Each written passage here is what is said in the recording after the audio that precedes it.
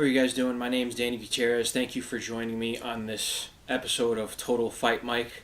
For Total Fight Challenge, we will have fights November 7th at the Swanson Center at Bedford Park, so get your tickets soon because that fight is just around the corner. November 7th, we'll have a lot of great local guys, a lot of amateur guys coming in, so that's going to be great. But today we're going to be talking about UFC on ESPN 6, and the main event is going to be Chris Weidman taking on Dominic Reyes. Now, Chris Weidman is the former UFC middleweight champion coming up in weight against the up-and-coming Dominic Reyes, who is a natural light heavyweight. He trains with guys like Joe Daddy Stevenson, who's actually one of his mentors. He actually made a real good name for himself in the LFA. He actually had a viral knockout head kick, and that went viral, and basically all the fans, all the MMA fans, all the hardcores are like, you guys got to get this guy in the UFC, and he's in the UFC, and he's been tearing it up ever since. He's undefeated. He's 11-0, and he's a really good prospect. He's 5-0 in the UFC.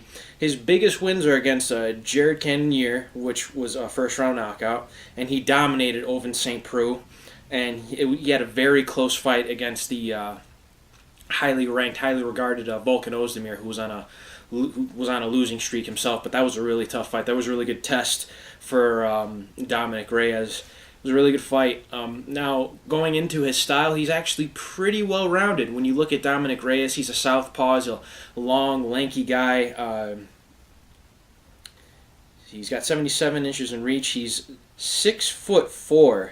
So 77 inches, 6'4". It's a pretty big guy. It's a really big guy in the light heavyweight division. You think about guys like Stephan Bonner, even John Jones, really big light heavyweights. He's one of the bigger guys at light heavyweight. Very long, very rangy. He's a very intelligent dude. He's a very intelligent striker.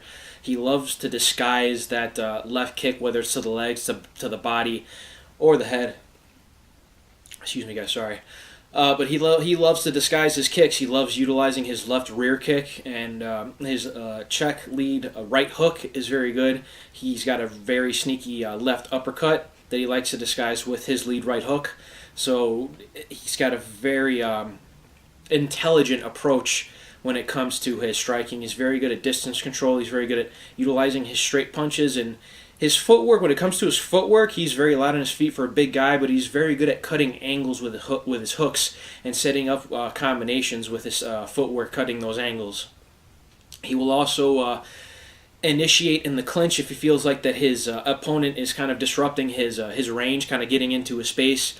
So what he'll do is he'll try to clinch and look for the underhooks and kind of look for a trip. When it comes to his ground game, his jiu-jitsu, his wrestling is very good because he likes to get those. He likes to get the gable grip and wrap his arms around your hips and trying to juke up, kind of pick you up and drop you down. Or he'll look for a leg trip or an ankle trip from the outside, and then from there he'll work from half guard or side control and try and get to mount.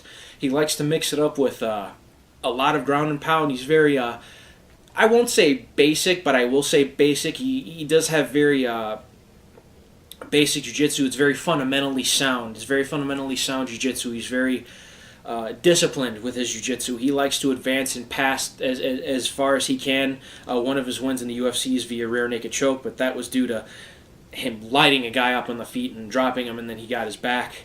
But he was in some pretty decent scrambles with Volkan Ozdemir. Volkan Ozdemir is known as a kickboxer. You know, he's obviously beefed up his grappling training at Hard Knocks 365, even though it's head by Henry Hooft, who's a former K1 kickboxer himself. They got a pretty good stable of guys when it comes to the wrestling. So you could see that Volkan Ozdemir was testing Dominic Reyes, and in this fight, you're gonna see Chris Weidman try to implement his wrestling as an NCAA Division I collegiate level wrestler. He's a very decorated wrestler. He's a very decorated Brazilian Jiu-Jitsu black belt as well. He trains under guys like Matt Serra. He's who is a Renzo Gracie black belt. Matt Serra being the former UFC welterweight champion, the winner of the Ultimate Fighter 4 comeback over Chris Lytle. He knocked out George St. Pierre. So these are guys who Chris Weidman's training with, as well as guys like Ali Quinta. He's a very phenomenal wrestler. He's got really good Brazilian Jiu-Jitsu skills, but where he gets it done, actually, a lot of the time is on his feet. His very impressive title defenses against Vitor Belfort, Lyoto Machida, or very, very very well. He got it done very well with his boxing. He's an orthodox fighter. He trains under Ray Longo, who works with guys like Al Iaquinta and Aljamain Sterling. So there's a wealth of guys that he gets to work with. They've even worked with Stephen Wonderboy Thompson, at one point in time. His other title defense was against Anderson Silva. Of course, he checked the leg kick, and Anderson Silva broke his leg. So Chris Weidman had a lot of his title defenses were, when he won the title against Anderson Silva, a lot of his title defenses were against Brazilians. So when he won won his title defense against Vitor Belfort, he then defended his title against Luke Rockhold. They had a very close back and forth fight, and you could actually possibly see Chris Weidman winning that fight. And then Chris Weidman I believe in the third round, he threw a spinning wheel kick, and that's when Luke Rockhold transitioned to his back.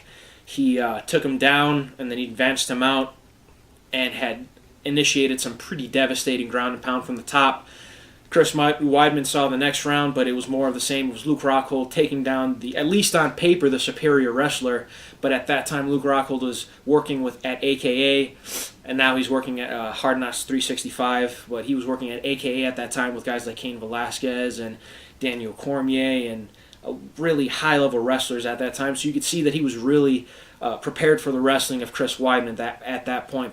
Luke Rockhold had got it done with some pretty nasty ground and pound. At one point in time, Chris Weidman was known to be one of the American standouts, one of the UFC middleweight champions, who was one of the best pound-for-pound fighters, until he threw that spinning wheel kick and kind of ruined his run.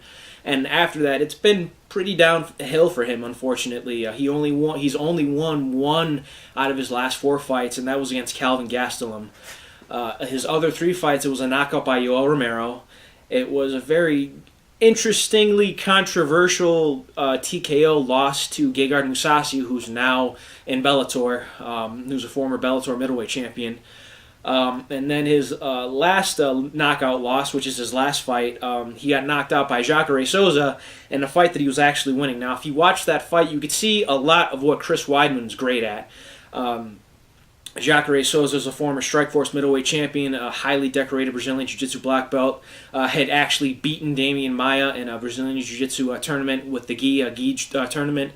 He actually won the contest with a broken arm, so when the time actually ran out, he hid his broken arm in the gi and kind of rested the arm in the gi in the opening of the gi, and he won on points. So he technically won a Jiu-Jitsu match against one of the greatest jiu-jitsu practitioners in Damian Maia, who's also a fighter in the UFC, with a broken arm. That tells you how tough Jacare Souza is. So Chris Weidman and Jacare Souza had a really good back and forth battle.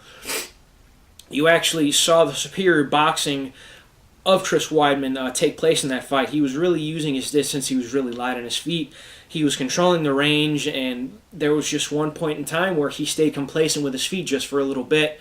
And there was a point in time where Chris Weidman found success with the boxing, and then whenever he would exit with his combinations, whenever he would end his combinations, he would exit with his hands down. Even though he would get out of the way, your boxing coach, your Muay Thai coach, will always tell you to have your hands up or have your chin tucked down or your shoulder up to avoid damage. There was a point in time where Chris Weidman started dropping his hands. It looked like that Jacare Souza got wind of this, started noticing this, and threw an overhand right and landed a pretty devastating overhand right. It was one of the more gruesome, I'll say, knockouts of Chris Weidman's career. I mean, the flying knee knockout to Yoel Romero was pretty bad.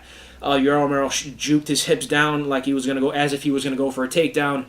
Chris Weidman went down, and then Yoel Romero shot up with his knee, and, force equals mass times acceleration, he just got knocked out, and it was a pretty brutal knockout. You heard the thudding slap from Yoel Romero's knee. Again, an interestingly controversial technical TKO loss to Jacare Souza.